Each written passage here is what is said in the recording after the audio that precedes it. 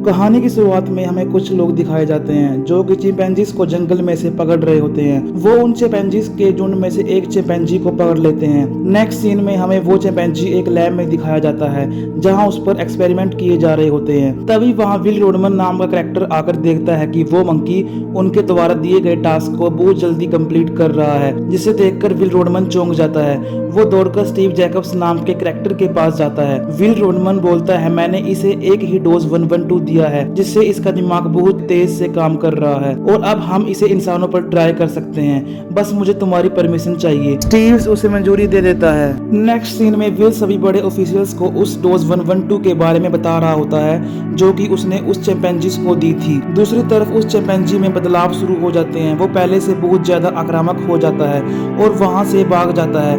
Will उन officials को बोल रहा होता है कि अब हम इस डोज को इंसानों पर ट्राई करेंगे और इसका कोई साइड इफेक्ट नहीं है सिवाय एक के। इसमें उन चिंपैंजी की आइज ब्राइट हो जाती है। दूसरी साइड वो चिंपैंजी पूरी लैब में इधर उधर भाग रही होती है। भागती भागती वो चिंपैंजी विल और उन ऑफिशियल्स के ऑफिस में पहुंच जाती है। सिक्योरिटी गार्ड्स उसे शूट कर देते हैं। सब उस चिंपैंजी को इस हालत में देखकर चौंक जाते हैं। स्टीव सभी चिंपैंजी की देखभाल रखने वाले एक एम्प्लॉय को बोलता है कि हमने जिन चिंपैंजीज को ये डोज लगाई है उन सभी को मार दो। इन सभी पर इस डोज का साइड इफेक्ट हुआ है।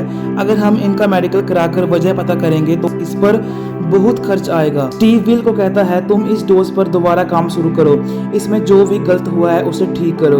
विल फ्रैंकलिन जो कि उस चिंपैंजी का केयर करता था उसके पास जाता है तो वो देखता है कि उस चिंपैंजी का एक छोटा सा बच्चा भी है। फ्रैंकलिन विल को बोलता है वो चिंपैंजी अपने बच्चे के लिए इतनी आक्रामक हुई थी इसलिए उसने सभी पर हमला किया और फ्रैंकलिन उस बच्चे को विल को सौंप देता है। विल उस बच्चे को अपने घर ले आता है। विल के फादर को अल्जाइमर्स नाम की बीमारी थी जिसे वो बहुत दुखी था। उनके फादर को इस बीमारी से कुछ भी याद नहीं रहता था और विल उन्हीं के लिए ऐसी डोज पर काम कर रहा था। विल उस बच्चे का बहुत ध्यान रखता है। विल और उसके फादर देखते हैं कि इस चिंपैंजी के बच्चे का दिमाग बहुत जल्दी विकसित हो रहा है। वो उसका नाम सीजर रखते हैं। फिर हमें 3 साल बाद सीजर दिखाया जाता है जो कि पहले से बड़ा और बहुत होशियार हो गया। वो हर एक काम को सही तरीके से और बहुत जल्दी करने लगा है। विल देखता है कि उसके फादर की तबीयत अब पहले से बहुत ज्यादा खराब हो गई है। विल उस डोज 112 को लैब में से चुपके से चुरा लेता है और उस डोज को अपने फादर को लगा देता है जिससे कि उसके फादर ठीक हो जाते हैं। सीजर घर से बाहर चला जाता है जिसे विल पड़ोसी के घर से वापस पकड़ कर लेकर आता है, पर इसी दौरान उस चिंपैंजी को चोट लग जाती है जिससे विल उसे जू लेकर जाता है एनिमल्स के डॉक्टर के पास। जब वो डॉक्टर सीजर का इलाज कर रही होती है तो वो देखती है कि ये बहुत होशियार और इंटेलिजेंट है। सीजर को भी वो डॉक्टर अच्छी लगने लगी थी और वो विल को इशारों में बोलता है कि तुम दोनों को साथ में खाने के लिए जाना चाहिए। वो डॉक्टर नोटिस करती है कि चिंपैंजी हमेशा खिड़की से बाहर देख रहा होता है और विल को कहती है कि हमें इसे कहीं जंगल में बाहर घुमाने के लिए ले जाना चाहिए। फिर वो लोग सीजर को पास के ही माउंटेन्स के जंगल में घुमाने के लिए ले जाते हैं जहां जाकर सीजर बहुत खुश होता है और अब विल और उसके फादर डॉक्टर उसे वहां हर रोज लेकर आने लगे।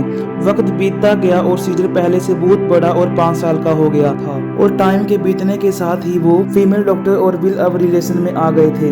अब सीजर बड़ा और समझदार हो गया था। वो इशारों में विल से पूछता है कि क्या मैं आपका पालतू जानवर हूँ। विल बोलता है, तुम मेरे बेटे हो, मैं तुम्हारा फादर हूँ। और सीजर कहता है, मुझे पता है कि मैं कहाँ से आया हूँ। फिर विल उसे यह दिखाने के लिए उसे उस कंपनी में ले जाता है जहाँ उसकी माँ थी।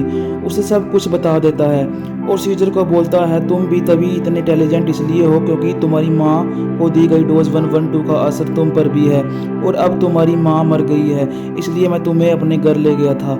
यह सुनकर सीजर बड़ा उदास होता है। जब वो सभी वापस घर आते हैं तो विल देखता है उनके फादर की तबीयत पहली जैसी हो गई है, उन पर मेडिसिन का असर खत्म हो गया है। नेक्स्ट सीन में हमें दिखाया जाता है कि विल के फादर अपने पड़ोसी की कार में बैठ जाते हैं लेकिन वो यह भूल गए हैं कि इसे कैसे चलाना है, जिसकी वजह से वो कार को दूसरी कार्स में ठोक देते हैं। सीजर विंडो से यह सब देख रहा होता है और उनके नेबर्स का आदमी विल के फादर के साथ लड़ रहा होता है और सीजर से यह सब देखा नहीं जाता और वो उस आदमी पर अटैक कर देता है। सीजर उस आदमी के फिंगर काट लेता है। जब ये मामला कोर्ट में जाता है तो वो यह डिसीजन लेते हैं कि अब ये घर नहीं रहेगा, इसे बाकी दूसरे चिंपैंजीज के साथ रखा जाएगा। विल यह सुनकर बहुत उदास होता है। जब एनिमल्स रेस्क्यू के लोग उसे अंदर ले जाते हैं तो सीजर विल को इशारों में कहता है कि मुझे यहाँ छोड़कर मत जाओ, लेकिन विल बोलता है कि अब तुम्हें यही रहना होगा। यह सुनकर सीजर बहुत परेशान होता है और विल वहाँ से चला जाता है।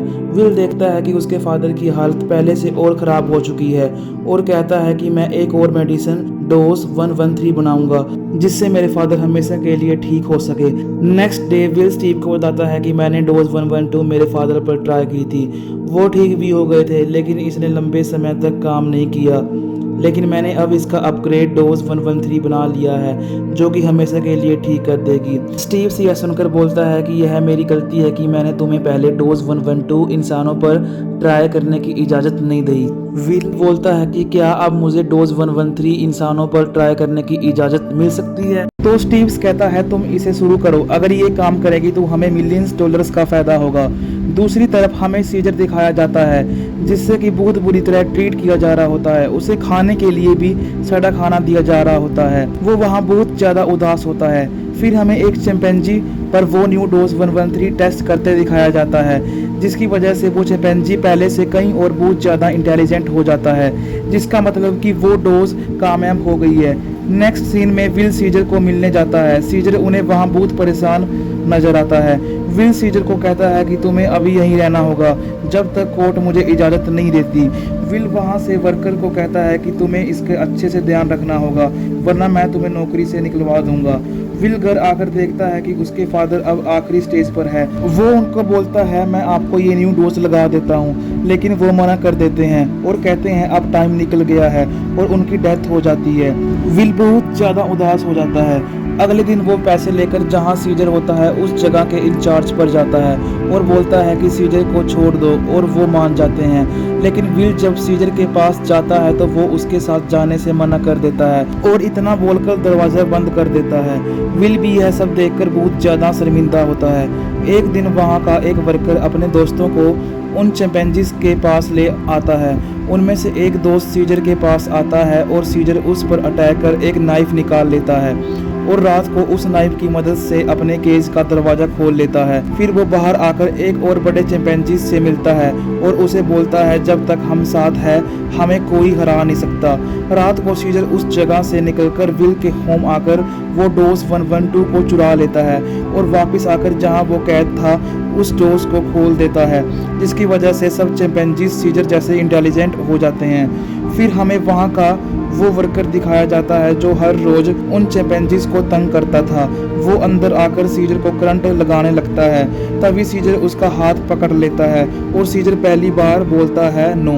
वो वर्कर यह सब सुनकर काफ़ी ज़्यादा हैरान हो जाते हैं। सीजर उसे पंच कर कर गिरा देता है। सीजर सभी चिंपैंजीज को आज़ाद करवाने के लिए सारे केज के गेट को खोलने लगता है, लेकिन तभी वो वर्कर होश में आ जाता है और वो चिंपैंजीज को करंट लगाने ही लगता है कि तभी सीजर उस पर पानी वाले पाइप फेंक देता है, जिसकी वजह से वो वर्कर खुद करंट लगकर मर जाता है। सीजर सभी चिंपैंजीज को इकट्ठा कर उनके साथ वहाँ से बाहर निकल जाता है। साथ में वो उन सभी चिंपैंजीज को भी छुड़वा लेता है जो जू में होते हैं। फिर वो सभी चिंपैंजीज उसी कंपनी में जाते हैं जहाँ वो डोज बनाई गई थी। वो वहाँ से सभी कैद चिंपैंजीज को भी छुड़वा लेते हैं और अब सभी चिंपैंजीज बहुत ही चालाक और इंटेलिजेंट बन गए थे। वो सभी इंसानों के खिलाफ यह बोलने लगते हैं कि ये सब हमें कैद कर रखते हैं। जब बिल एनिमल रेस्क्यू पर फ़ोन करता है जहाँ वो सीजर को छोड़कर आया था तो उसकी कॉल कोई नहीं उठाता है। जब विल वहाँ पहुँचता है तो देखता है कि वहाँ सारे चिंपैंजीज भाग गए हैं और उसे वहाँ एक जख्मी आदमी दिखता है और उससे पूछता है कि वो कहाँ गया। तो वो आदमी बोलता है वो चला गया सबको लेकर, और वो बोला पहली बार। और विल यह सब सुनकर समझ जाता है कि वो सब कहाँ गए हैं। पुलिस को भी उन सभी चिंपैंजीज के भागने की जानकारी मिल जाती है। नेक्स्ट सीन में हमें दिखाया जाता है कि वो सभी चिंपैंजीज ओनी माउंटेन वाले जंगल में जा रहे हैं जहां उनको विल ले जाता था। सीजर और बाकी सभी चैंपियंजीज एक ब्रिज पर पहुंचते हैं। इसी दौरान पुलिस और चैंपियंजीज में फाइट हो जाती है। एक चैंपियंजी एक पुलिस वालों को मारने ही वाला होता है, तभी सीजर उसे मना कर देता है। तभी स्टीव्स पुलिस के साथ एक हेलीकॉप्टर में आता है और सभी चैंपियंजीज को शूट करने लगता है। उसी दौरान एक बिग गोरिल्ला उनके हेलीकॉप्टर पर अटैक कर देता है और हेलीकॉप्टर क्रैश हो जाता है। स्टीव अभी जिंदा था और हेलीकॉप्टर पर लटका था। तभी वहां वो चैंपियंजी आता है जिस पर डोज 113 टेस्ट की थी। वो उस हेलीकॉप्टर को नीचे गिरा देता है, जिससे स्टीव मर जाता है। फिर सभी चैंपियंजीज उन माउंटेन्स के फॉरेस्ट में जाते हैं जहां सीजर विल के साथ आता था। वो वहीं रहना चाहते हैं और तभी वहां उनके पीछे विल भी आ जाता है। वो सीजर को बोलता है, बस भी करो, मैं तुम्हारा ध्यान रखूंगा और घर ले जाऊंगा, वरना आर्मी फोर्स तुम सबको मार देगी। सीजर उसके कान में बोलता है, मैं यहीं रहूंगा, यही मेरा घर है। विल बोलता है, ठीक है, तुम्हारी खुशी है। फिर वो सभी चैंपियंजीज जंगल में खुशी खुशी रहने लगते हैं। सीजर सभी चैंपियंजीज का लीडर होता है, उन्हें गाइड करता है और उन सभी चैंपियंजीज का ख्याल रखता है। और यही हमारी मूवी की एंडिंग हो जाती है।